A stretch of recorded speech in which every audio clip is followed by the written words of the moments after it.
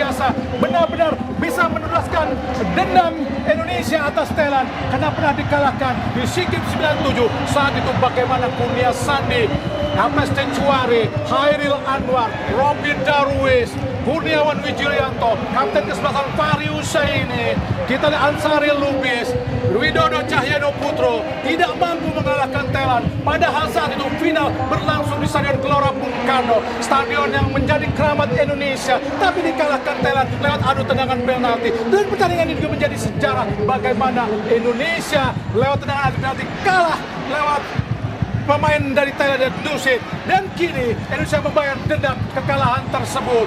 Dan di 2000 atau di 91 Indonesia berhasil mengalahkan Thailand di pertandingan adu penalti. Saat itu bagaimana pemain Indonesia Toyo Haryono, Sudirman, Peril Raymond Hatu, Maman Suryaman, dan juga Widodo, Rocky Putirai, Bambang Nurdiansa, bagaimana benar-benar menjadi pahlawan buat Indonesia. Bagaimana Peri Sandria saat itu menjadi penyelamat Indonesia untuk bisa mencetak kemenangan lewat adu tendangan penalti. Dan pemirsa, kami akan kembali lagi, namun tentunya setelah komersial break berikut ini.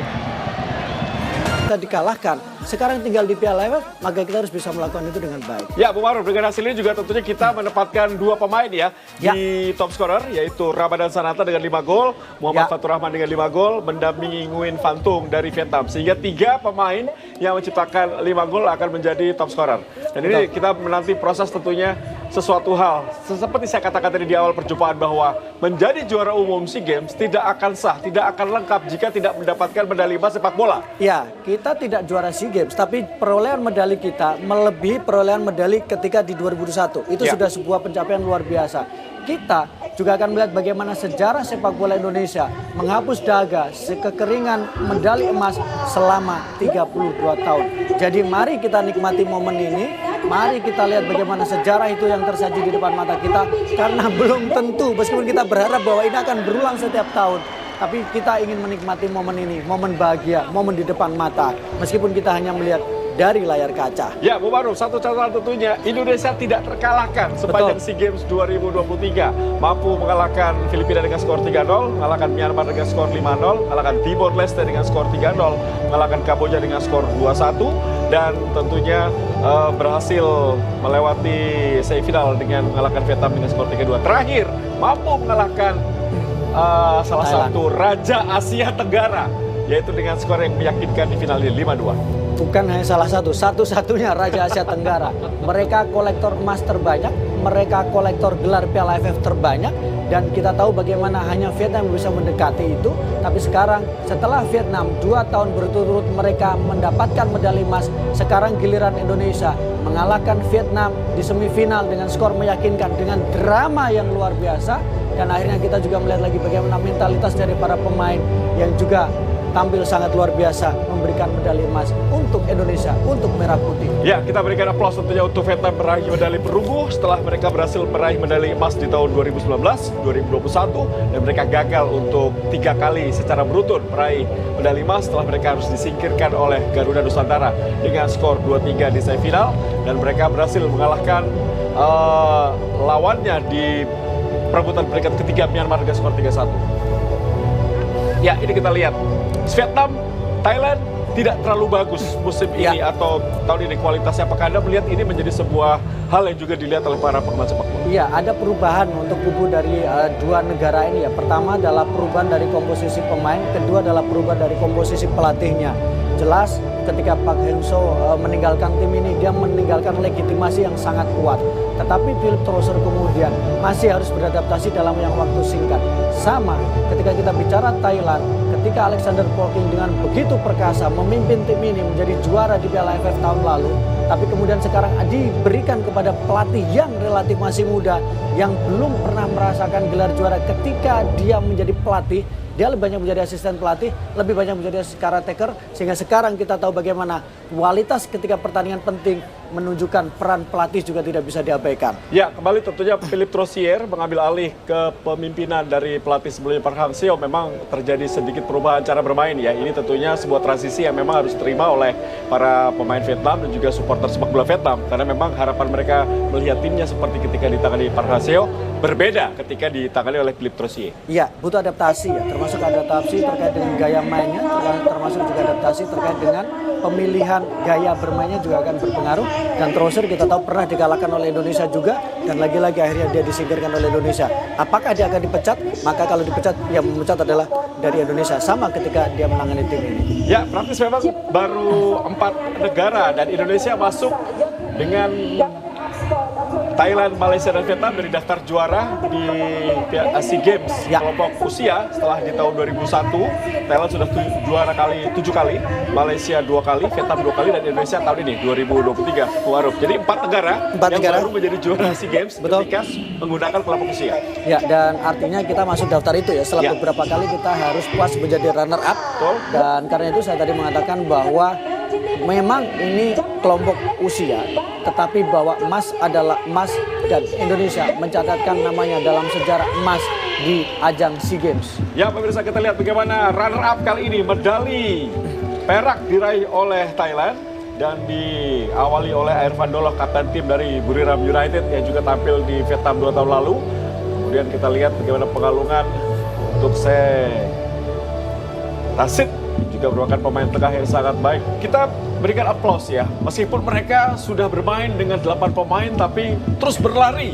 Meskipun sudah kram ada di beberapa pemain yang terjadi di babak perpanjangan waktu tadi, Bung Maru. Iya, karena mereka melihat emas itu, karena mereka melihat harapan itu, mereka merasakan bahwa lebih baik sakit ketika bisa mendapatkan medali emas daripada sakit gagal mendapatkan medali. Ini pemain-pemain yang merasakan ketika mereka kemudian dipermalukan Thailand di final Piala AFF. Kemudian mereka merasakan sakitnya ketika disingkirkan Thailand juga ketika di ajang SEA Games. Jadi mereka ingin bermain dan menunjukkan semangat yang luar biasa. Tetapi semangat saja tentu harus dibarengi dengan kemampuan mereka, pengalaman mereka, kematangan mereka, dan tentu ada orang-orang yang berada di pinggir lapangan yang juga berkontribusi secara besar kepada tim ini. Ya, final ke-8 tentunya bagi Indonesia, dan kita lihat bagaimana tongkat estafet yang diberikan di Thailand, bagaimana pelatih Isana Stritaro gagal menjadi pelatih ke-6 lokal yang berhasil memberikan medali emas SEA Games.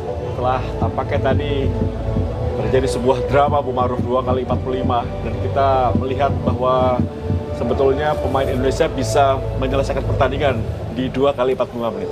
Iya, sebenarnya saya tidak mau mengulang momen itu. Yang terjadilah, yang paling penting sekarang kita nikmatilah. Tapi itulah kadang Bung, bagaimana ketika dalam sebuah situasi pertandingan yang begitu ketat, memang ada momen-momen memang sedikit kesalahan akan menjadi salah satu catatan yang sangat penting.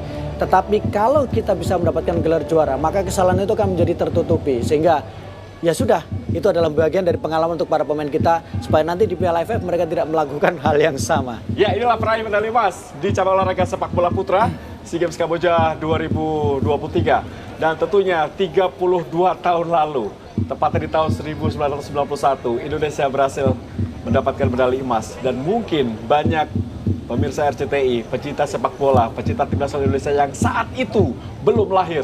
Dan kita bersyukur, alhamdulillah kali ini merasakan sebuah momen yang akhirnya berputar kembali untuk hidup kita di 30 tahun kemudian, di tahun 2023. Kita merasakan momen ini, Bung Maruf. Ya, momen yang sangat mahal, momen yang sangat langka. Karena itu ini adalah kesempatan terbaik untuk melihat salah satu sejarah yang baik untuk sepak bola Indonesia. Dan Indonesia layak mendapatkan itu dengan setelah semua yang dirasakan dengan kondisi sepak bola Indonesia. Ya, semoga ini menjadi satu hal baru, awal mula kebangkitan sepak bola Indonesia, karena kita masih mulai banyak agenda, Bung Maruf, tentunya ke depannya ada Piala Asia, kemudian kita juga berharap Piala AFF yang sudah lama kita inginkan tapi tak kunjung datang ke tanah air, semoga bisa kita capai atau kita dapatkan di kemudian hari nanti dengan sebuah semangat baru, seperti yang katakan step by step.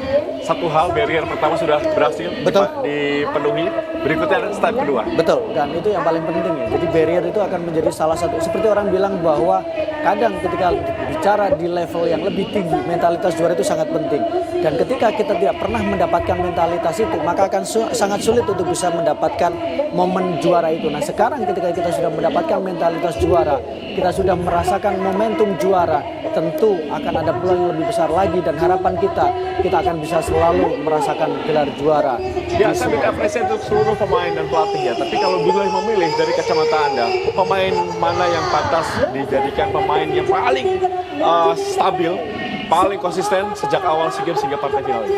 Pemain yang sekarang jalan di urutan pertama adalah pemain yang paling stabil, Rizky Ridho, pemain yang memang layak untuk menjadi leader, pemain yang syarat pengalaman bersama dengan timnas Indonesia, bersama dengan Persebaya Surabaya, dan layak dia mendapatkan kalungan medali emas pertama, dan dia sekarang menjadi leader, menjadi bagian dari sejarah untuk sepak bola Indonesia. Kita juga harus memberikan apresiasi kepada Marcelino, muda, pengalaman, dengan jam terbang, sekarang bermain untuk salah satu klub Eropa, sangat tenang berada di lapangan dan tidak mengecewakan meskipun tadi beberapa kali agak membuang peluang. Ya, bermain di klub Dense di Liga Belgia, kemudian juga ada Arhan Pratama, pemain juga bermain di Liga Jepang, juga tidak tampil tapi tentu memberikan hal yang sangat luar biasa di partai semifinal. Ramadan Sananta, Ya, Ewako. Betul sekali, pemain PSM Makassar yang tentunya juga memberikan 5 gol, masuk Fajar Fatur Rahman mendapatkan julukan dari Menpora, Ya. bahwa memang golnya tadi membuat diri juga mencatatkan diri menjadi top scorer ya, bersama dengan pemain Wayne Phantom dan juga Ramadan Sananta. Ya, satu pemain yang menurut saya juga harus mendapatkan apresiasi adalah Witan Sulaiman, karena dia sudah sering merasakan bagaimana tidak mendapatkan gelar juara setelah berkali-kali ke final, tapi untuk di level yang memang lebih tinggi. Kalau AFF dia sudah merasakan itu.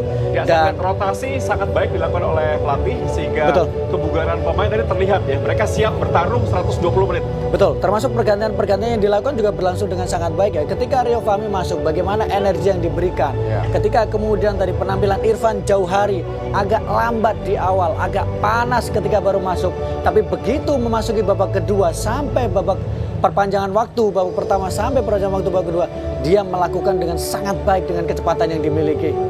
Ya, semua pemain berkontribusi dengan porsinya masing-masing. Dan kita lihat juga Alfian Dewangga ini bermain sangat baik sebagai seorang defensive midfielder, memberikan roh, memberikan irama permainan ketika transisi bertahan dan menyerang. Betul. Salah satu yang menurut saya agak menonjol adalah kemampuan dia ketika dia bisa bermain dalam beberapa posisi. Orang awalnya memprediksi bahwa Dewangga akan bermain di sisi kiri menggantikan posisi dari Arhan. Tapi justru Coach Indra Safri mengambil keputusan lain, memasukkan pemain yang minim pengalaman untuk tampil di laga final, Haikal. Dan ternyata Haikal awal-awal sempat agak gugup, awal-awal sempat beberapa kali kecolongan, tapi pelan-pelan dia bisa beradaptasi. Bima Sakti, kita tahu bagaimana dia bersama dengan timnas U16 ya, mendapatkan gelar juara, legenda sepak bola Indonesia. Kurniawan yang tadi diulang-ulang oleh Bung Hadi Ahai Gunawan, sekarang dia merasakan gelar juara dari kursi pelatih. Coach Yayan Tumena. Betul.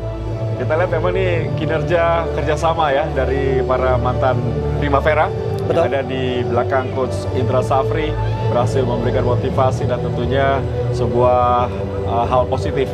Gelar ketiga bagi Coach Indra Safri setelah AFF U19 di tahun 2013, AFF U22 di tahun 2019, dan kali ini medali emas SEA Games Kamboja yang memang kita tunggu-tunggu, dan akhirnya memang di awal SEA Games dilakukan, Indonesia tidak diunggulkan.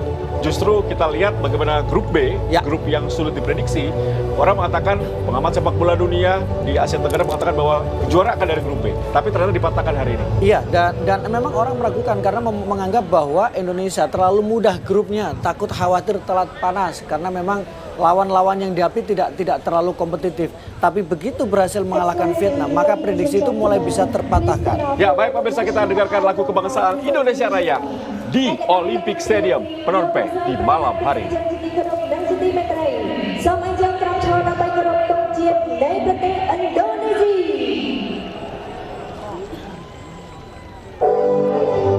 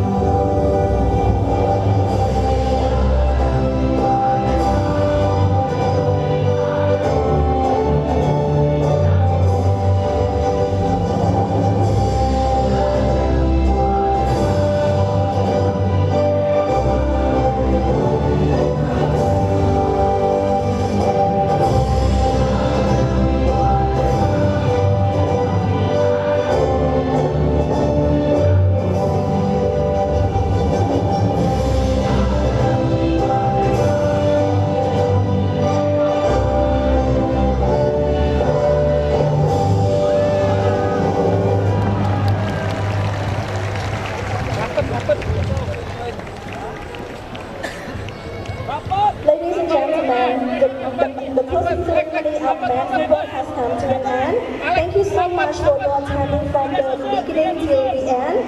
We wish you all the best and goodbye. Thank you so much.